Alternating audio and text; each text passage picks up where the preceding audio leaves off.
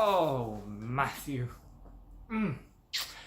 Okay, so I could do a whole series on conservative politicians who are lying or trying to rewrite history. And Matthew Hancock, the head of the NHS and of social care, is one of those people. So recently he came out and kind of got schooled by Corbyn by saying that it was the Conservative government who came up with the NHS. A demonstrable lie. It was a Labour government with a socialist programme. But recently he tweeted out that young people and the Conservatives share the same values and that the Conservatives must do all they can to stop Jeremy Corbyn from getting into number 10. Okay, well, let's have a look at that, as you've already tried to rewrite history. See, since 2010, we've seen what the Conservative values are. We've seen the Conservatives cut funding for social care programmes. We've seen the Conservatives spearhead the NHS into the ground by raising taxes on public NHS buildings, by giving out frivolous contracts to private individuals like Richard Branson's Virgin Care.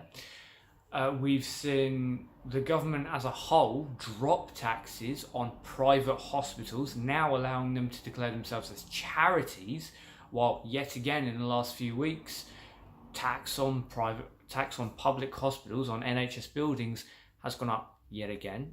We've seen them cut social services, we've seen them cut public sectors, we've seen them cut, you name it, we have seen cuts to it. So does that reflect the values of the typical young voter? No. Typically, if you go through point by point and if you ignore parties in general, people want education for all. People want school children to be able to have a hot meal at school. People want a functioning NHS. Something that we do all pay for and we certainly have the money for. People want elderly to be looked after. Whereas the Conservatives brought out that disgusting notion of the dementia tax, which, while it didn't pass, was a Conservative proposal. They brought out the bedroom tax, which did pass and is a Conservative proposal. While a number of Conservatives have seen their own family members and themselves writing off that extra tax, so the taxpayer actually pays for it and not them. Matt Hancock is not only delusional in trying to absurdly rewrite history, but he's not the only Conservative like it. It's as if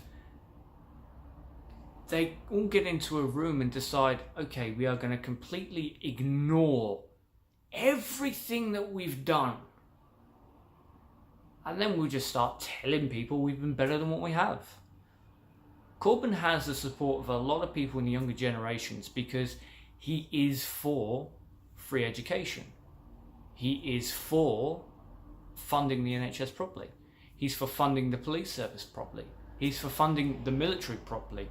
Despite what media would have you believe, Corbyn's voting record on military expenditure is fantastic. And it's the opposite of what a typical Conservative votes. As a typical Conservative votes to cut funding to our military and send them into more wars that have nothing to do with us.